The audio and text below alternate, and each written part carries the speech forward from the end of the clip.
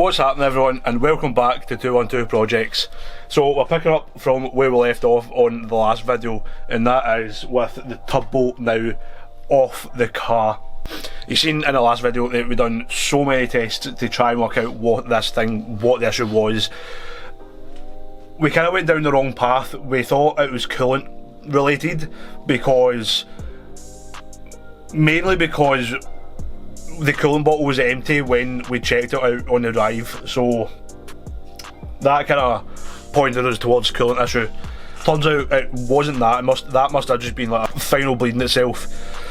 So after so many tests, we worked out the head gasket was fine, everything else was fine, the engine's fine, but the turbo is pretty much gone. However, it's a big deal, but it's not that big a deal.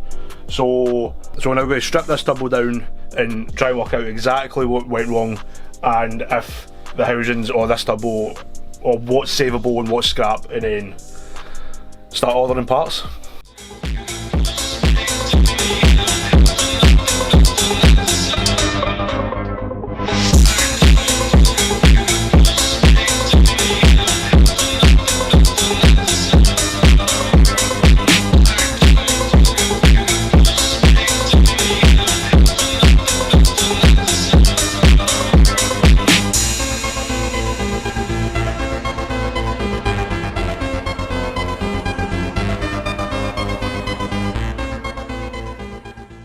So now the turbo is fully disassembled, we can go through it, clean everything up and see what damage there actually is. I know the core is pretty much destroyed. We kind of had to destroy it, getting it out, mainly because we didn't really know how it came out, but it was gone anyway. It's done. I need a new one of those, I know that. The compressor housing is absolutely fine, that can be reused, just needs a clean up, there's no damage on it, absolutely brilliant. The turbine housing and manifold is what I really want to check, because obviously that's where the kind of damage of the core was, and that's where the oil was passing through, so I want to check. So I'm going to clean that up, check if there's any damage on it, and if there is, see how bad it is and see if it's fixable, and if it's not, then I need to buy a new one of those. So let's get into it.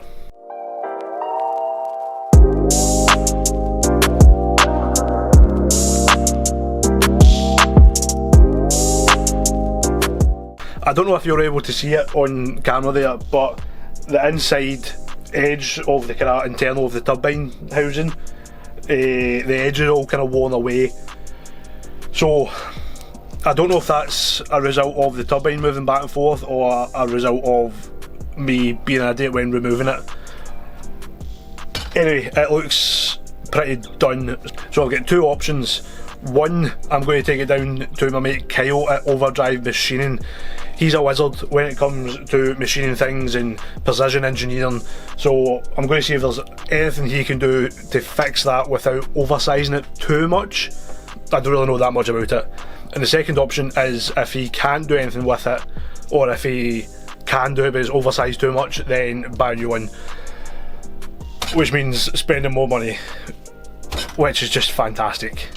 So like I said, yeah, I'm going to take it out and see Kyle, see if there's anything he can do with it, and then depending on what he says, go from there.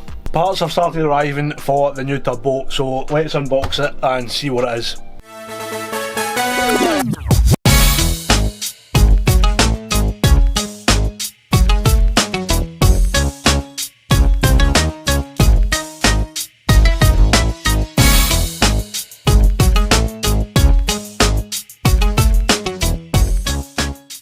So the new core has turned up, which is great news. So we just need to wait to see what Kyle says tomorrow morning about the turbine housing, whether he can fix it or I need to buy a new one. So regardless of what he says, fingers crossed, by next weekend the turbo is rebuilt and back in the corsa, which means it's fixed, there's no smoke out the back, there's no burning oil, there's nothing wrong with it, and we can actually take it out, drive it and see it outside of the garage finally. But we need to wait to see what Kyle says tomorrow. Whether it's good news or bad news, it doesn't really matter. I need to spend money either way, whether it's paying him to fix it or buying a new one. So yeah, we're going to see Kyle Overdrive Machining tomorrow, see what he says, and then go from there.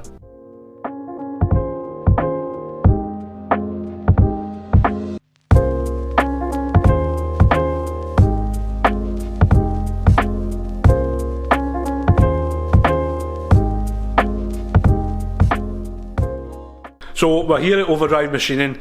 We're going to see what Kyle has to say about the turbine housing to see if it's savable or if I need to spend more money to buy a new one.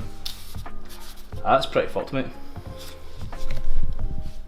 Yeah, so Kyle's actually on the joking there, it's not actually pumped, or it's not as bad as we thought it's going to be.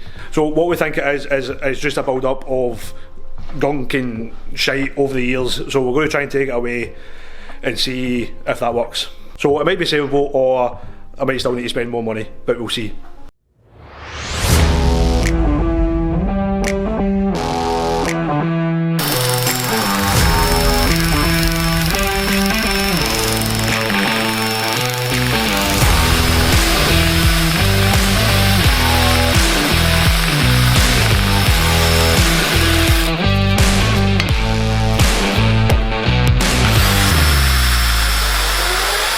So Kyle, being the absolute wizard that he is, has managed to save the turbine housing.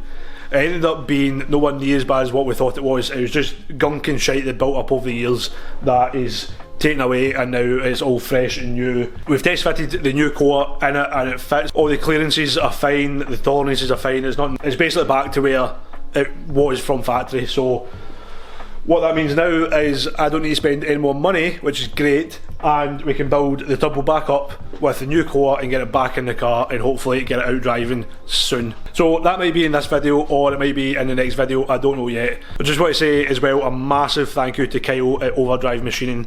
He is a wizard when it comes to precision engineering and machining and all that jazz. If you ever need anything done, any custom parts, any head skimmed, any machining done at all, then give him a shout. He knows what he's talking about, he's great at his job, and evidently he's fixed my turbo and saved me a lot of money. So if you ever need anything, hit up his social media, Overdrive Machining.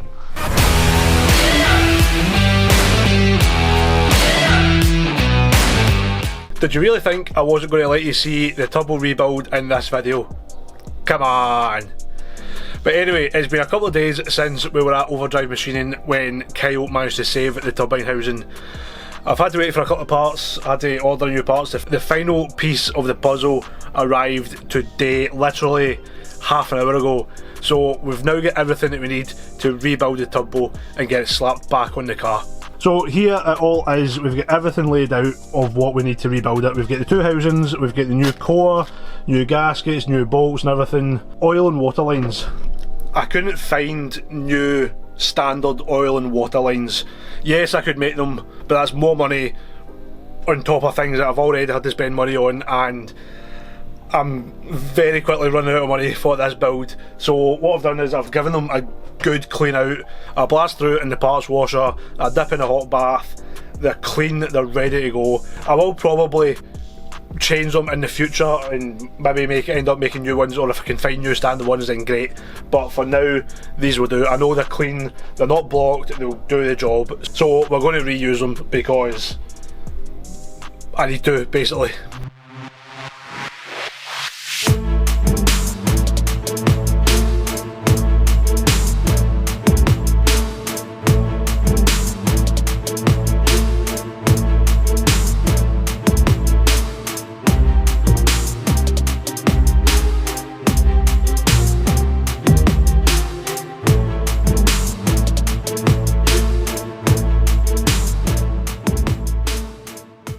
So the turbo itself is back together. We've got the two housings bolted onto the core. Whether it's right or not, I have no idea. I have zero idea what I'm doing, but I guess we'll find out when we throw it in the car. Now all that's left to do is bolt the rest of it on. So oil lines, coolant lines, boost controller, all that jazz, and then we can finally put it back in the car. Oh.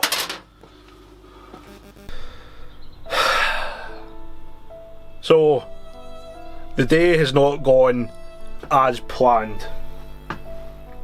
First of all, I get sent the wrong oil feed bolt, which means the oil feed line can't get bolted to the turbo, which means the turbo can't go in the car, and I can't use the old bolt because the oil pressure on the Z20LET, I've only just found this out while I was researching buying stuff for the turbo. So it's a Z20LET that's in the Corsa, and this is a Z20LET, a VXR turbo, which is a common mod on the Z20LETs.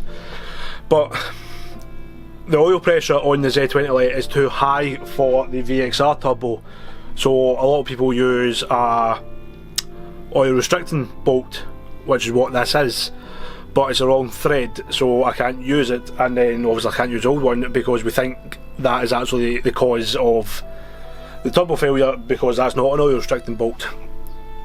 So that's the first issue. The second issue is, and probably the bigger issue, is I've just stripped the threads on one of the mounting bolts for the compressor housing, which I'm really pissed off about, because that was one of the main components that didn't need touched. It was absolutely fine, I didn't need to do anything to it. But what happened, I got it bolted on, ready to go, but then when I was fitting the water feed pipe, I had to loosen the bolts to rotate the compressor housing to fit the water feed. And then as I was tightening it back up, I just tightened it too much and it stripped the threads. It's aluminium, so it's easily done. Obviously it's pissed me off, but it's easily done. So now I need to either work out if I can rethread it, which I very much doubt it, because I'll need to oversize the hole to rethread it, and I don't think that's going to work. Or what's probably going to have to happen is buy a new one, which I really didn't want to do because it's money that I didn't want to spend, and it's just a nightmare.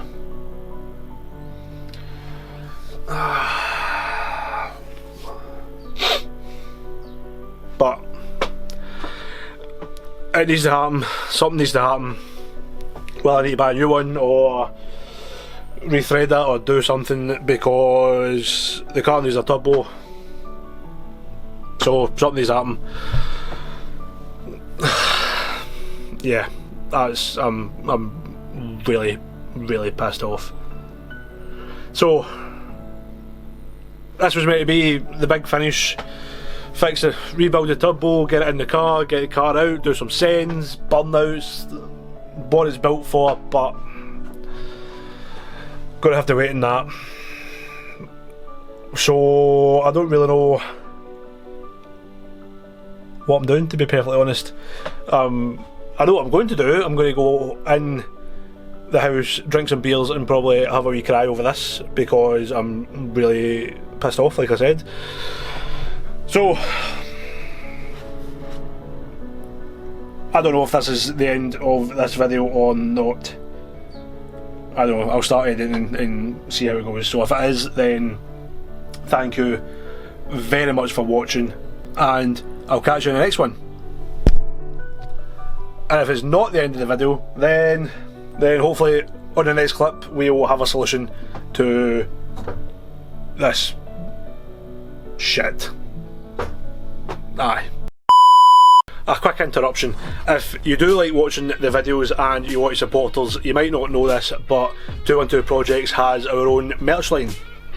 So we've got hoodies, t-shirts, hats, keyrings, stickers, all the usual stuff. Every single penny that we make goes straight back into the shop to provide you with the best streetwear accessories that we could possibly do.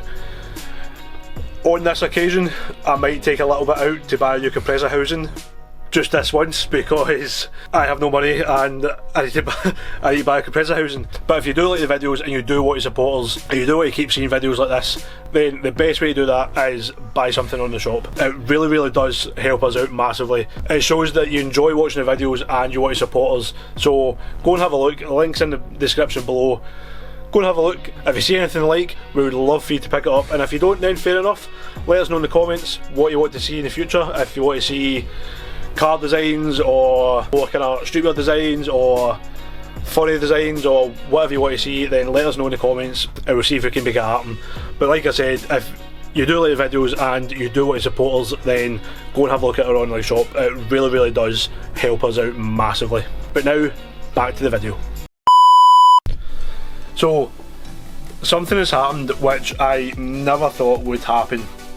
I posted a video on TikTok of me stripping the threads on the compressor housing and explaining how I'd have to get it fixed or buy a new one, and one of my followers reached out and said he wants to send me a compressor housing that he's got lying about for nothing, which is absolutely mental. Like, he said he'd seen my videos, he wants to see the build progress, and he's willing to send me a compressor housing to make that happen. Don't get me wrong, I absolutely offered to pay for it. I don't expect anything for free, it's never been me. But he said no, he was happy to help, happy to send it to me, and it arrived the other day with all the threads intact. It's mind blowing to me that people watch my stupid videos of my stupid ideas of building stupid cars and want to help and actually enjoy it. It's absolutely mental. However, we now have everything that we need to get the turbo back together and back on the car. So I'm going to take the old one off, put the new one on, hopefully don't strip any threads this time, and then we can get the turbo back in the car. Finally! Let's go!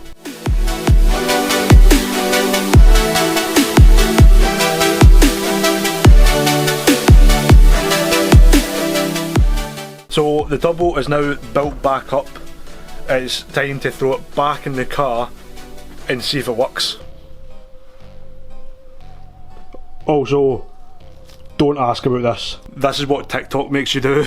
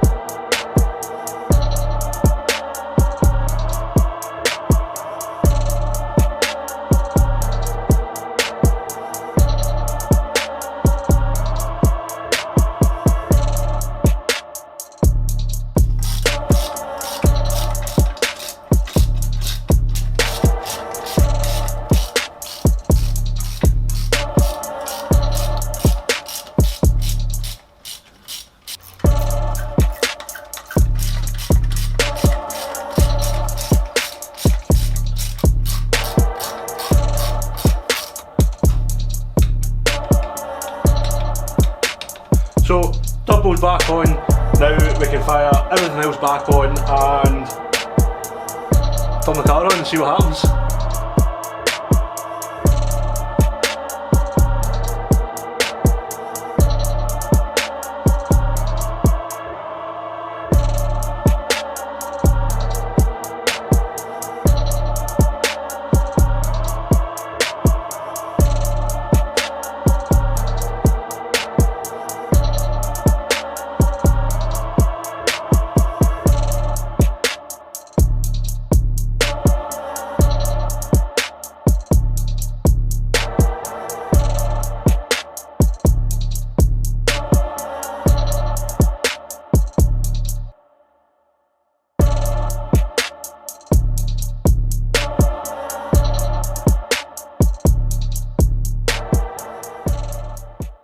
Okay, so the whole front of the car is back together, the turbo's on, the downpipe's on, boost pipes are on, everything. The only thing that isn't on is the oil drain pipe, because before we start the car we need to prime the turbo.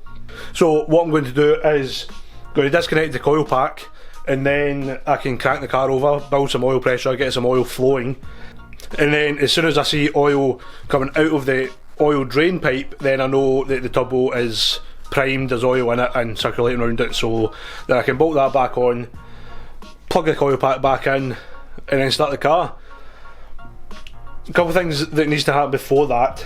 So obviously I drained the oil out of it when I took the turbo off, so I need to put new oil in it, but before that I need to change the oil filter, which to be fair I was going to do anyway, because I was going to use that as like a run-in oil and filter I know the engine's not been rebuilt, but you know, it's always good to change your oil frequently, so take note.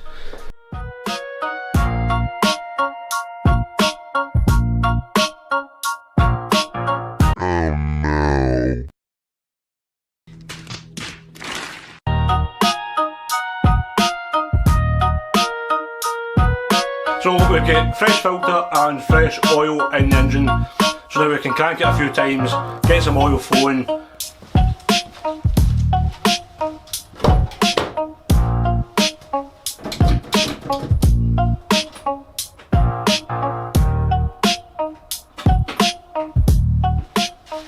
Right, so it's 2 days later from what you've just seen. I went to start the car and the battery was dead, so I was like, oh, it's not that big a deal. Went to put my battery charger on it and the battery was too low for the battery charger to charge it. So then I was like, right, that's fine, not an issue, I'll go and get a booster pack. But I had to wait until the next day, which was yesterday, to get a booster pack. Yesterday came and went and no booster pack was got. But today tells a different story because I have a booster pack. So we can now get the booster pack on to give the battery some charge, and then we can put my battery charger on to then charge the battery. And then once it's got a bit of charge in it, we can do what we were originally meant to be doing 2 days ago, which is crank the engine, get some oil flowing through the turbo, hook everything back up and then start the car. So let's go.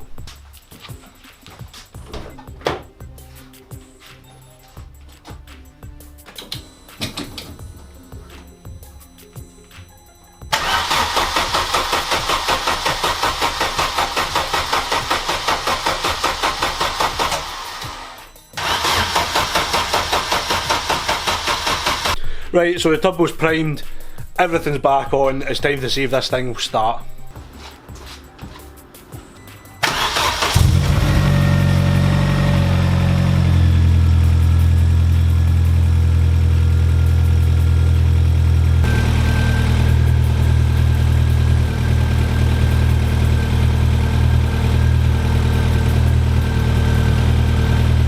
So there we go, the Corsa finally runs again after I don't even know how long, far too long.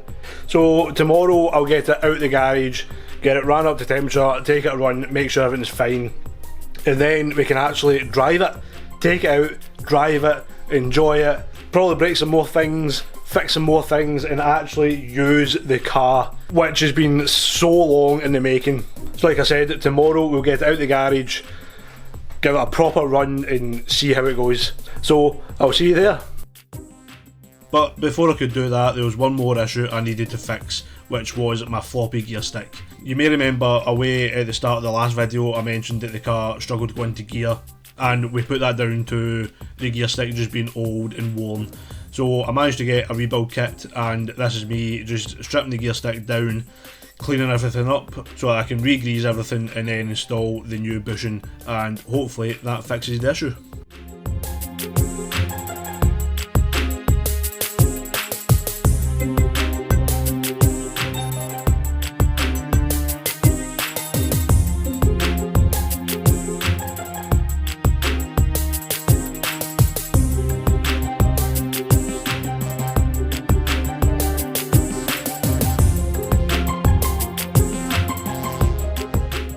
Let's get the Corsa out the garage and take it for a drive.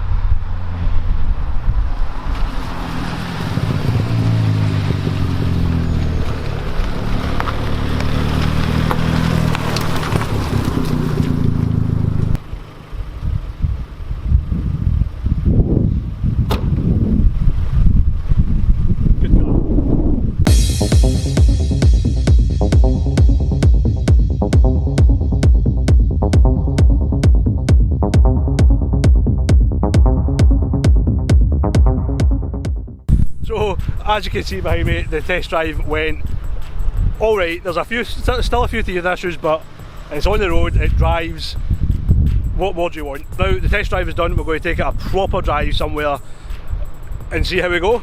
So yes, we're back in the garage with the Corsa. As you've just seen, we've took it for the test drive and it ran mint. No issues. Yes, there are still issues, but there's nothing major. Drivetrain wise, engine wise, turbo wise, not an issue at all. No smoke out the exhaust, which is a bonus. We fixed the gear stick issue as well, so it's now going into gear as it should, which is great, because you know gears are important. So what happens now? The Corsa works, it drives. What happens now? Well, there are still a couple of issues to sort out, but that's nothing really major. The next big thing is the body kit. We've got the arches and the side skirts to go on the car, and then we need to prep the body and the body kit for wrap. Then we get wheels to sort out, suspension to sort out, all that good stuff still to sort out. So it's not the last you've seen of the Corsa, don't worry.